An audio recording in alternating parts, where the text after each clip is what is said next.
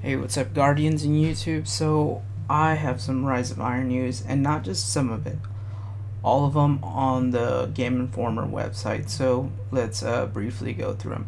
So, character level is staying at 40. I think that's disappointing. I would want to, go to at least 45. It gives you more to do, kind of more grinding. So, but the light values are now jumping from the current cap of 335 to 385, which is really not too much. So it's kind of scary, but we don't know how it's gonna go. So we'll see how it goes. The cap will further increase to 400 when the hard mode version of the raid launches some weeks after Rise of Iron. So a few weeks is maybe 2 or 3. They want to launch it kind of right after, so I give it 3 or 4, maybe a month. I think a month would be a good time frame. So there's going to be new rare, legendary, and exotic gear, and the Rise of Iron is going to have a record book. It's going to track your progress through the entire expansion. It's similar systems that were used from last year's SRL event. Once you reach a certain percentage of completion points, because it's going to be points like the moments of triumph, you'll gain new armor, emblems, and more. Bungie is releasing a large number of new weapons and complete armor sets. That's good. I'm a big fan of armor. I like to be unique, and with new armor, you can be a little more personal.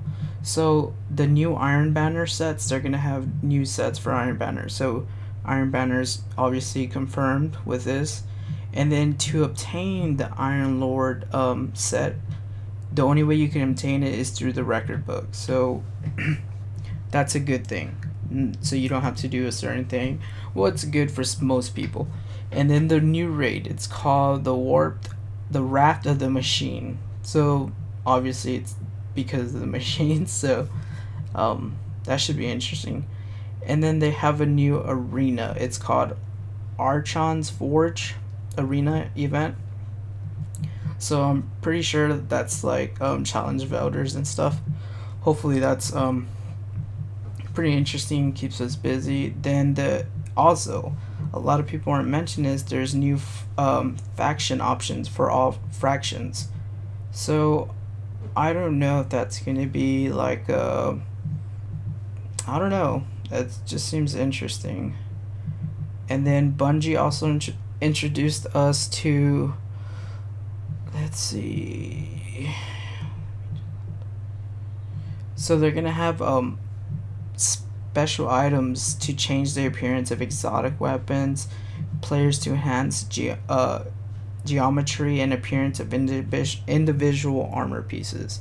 So it's, I don't know what it is, but stuff's gonna change our gear and weapons, which is pretty cool. Like I said, it's more personal, so that's good.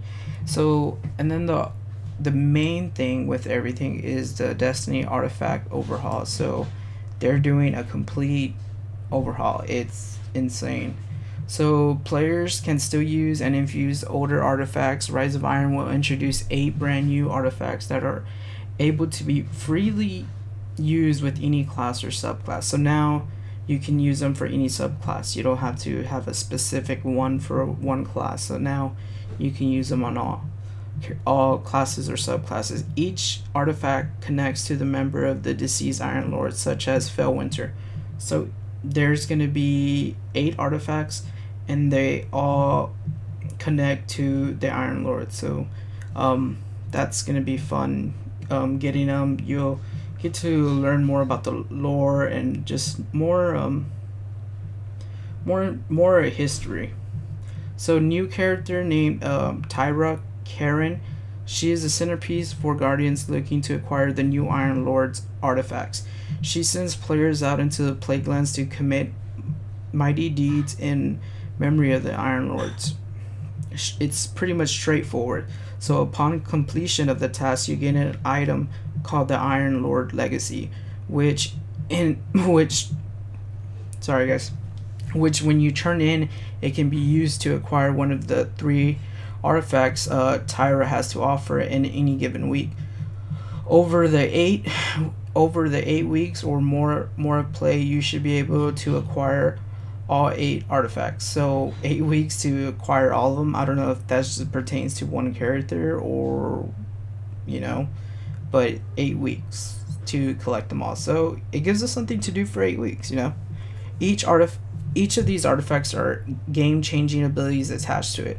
One offers the option to melee enemies units and gain their alliance for a short time. So I think this is more of a PvE.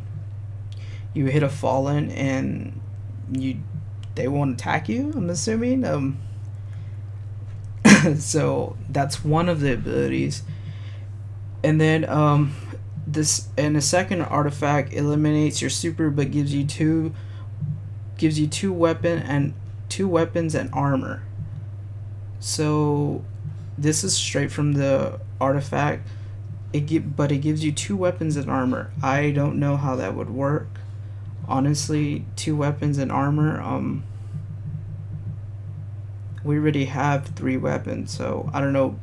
Maybe 2 primaries or 2 snipers and then an armor. So armor means obviously your defense. So I get that, but the 2 weapons is kind of interesting. That'd be pretty fun. As well as subclasses to create new and interesting build options. So you have a lot of more building options. Every one of the new artifacts is meant to evoke the character of the Iron Lord of which it is named. For instance, Jalder tended to charge headlong into danger. So her artifact eliminates the sprint recharge delay. So you can just, run. You can sprint with unlimited sprinting, so that's pretty cool. So this should bring a lot to builds, and it's going to be very interesting, guys. So to finish it off, guys, this is everything from the article. I just picked out the main stuff. I didn't want to get too much in details with the artifacts because there's a lot that would really have to be for a different video, which I'll have that up soon. So for the future of Destiny, that's what a lot of people want to know, the future of Destiny.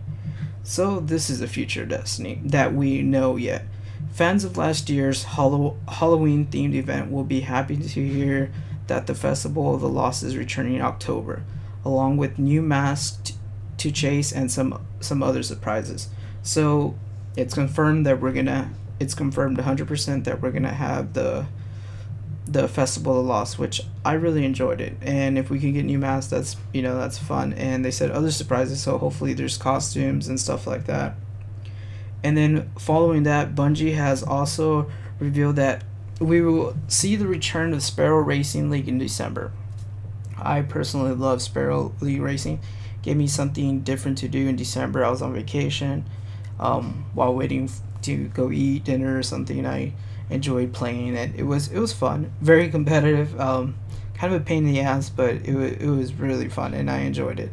So it's back in December. It's confirmed, including tweaks to the existing tracks along with new tracks inspired by the Rise of Iron environment. So it would have Rise of Iron environments. And then Bungie is eager to expand the winter event into something larger. So they want to make something larger in the event. So this is pretty much all the information that we have so far from Game Informer. So guys, I only update information that it's on a need to know basis and interesting stuff. I don't upload anything, just trying to get views. I just upload stuff that needs to be heard. So go ahead and like, guys, if y'all like the video. Share it, because this will help a lot of people who don't have time to read like I did. I was at work and just reading it, making notes. So alright guys, thanks for watching. Subscribe if you enjoyed it, and thanks for watching.